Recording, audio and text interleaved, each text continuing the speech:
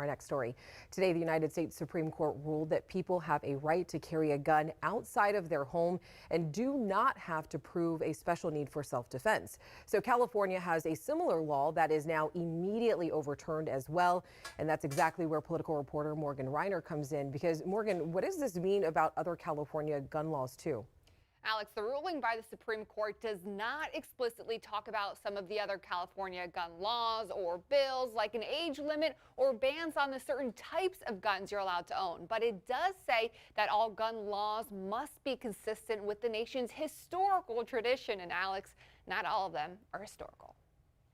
McGeorge School of Law professor Leslie Gilo Jacobs specializes in constitutional law. She's been closely monitoring the New York v. Bruen case. Not only did it say that there's this right now, not only to possess a handgun in your home for self-defense, but now there is a right to possess a handgun outside the home. And you don't have to prove you need the gun for self-defense. She said the court broadened gun rights beyond what many experts expected. So basically it's saying if there hasn't been something like this done in all of our history, then it can't be imposed, right?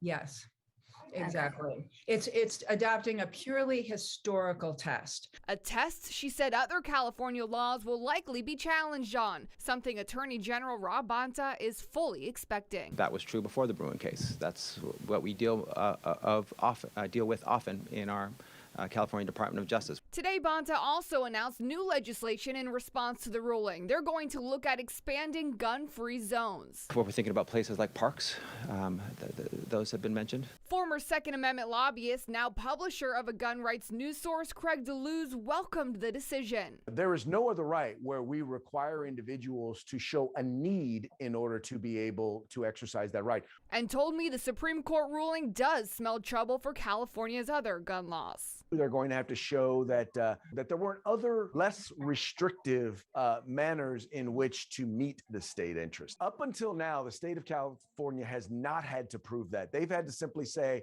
well, we think this will be something good, so therefore we ought to be allowed to do it. Now the Supreme Court has said, no, no, no, no. You have a much higher level of scrutiny. Legislators told me they're going to have a hearing on Tuesday to discuss the new legislation, like potential gun-free zones. They don't have the bill in writing yet, as they're still trying to format it in coordination with the Bruen case so that it can't be challenged, Alex. All right, Morgan, thank you so much.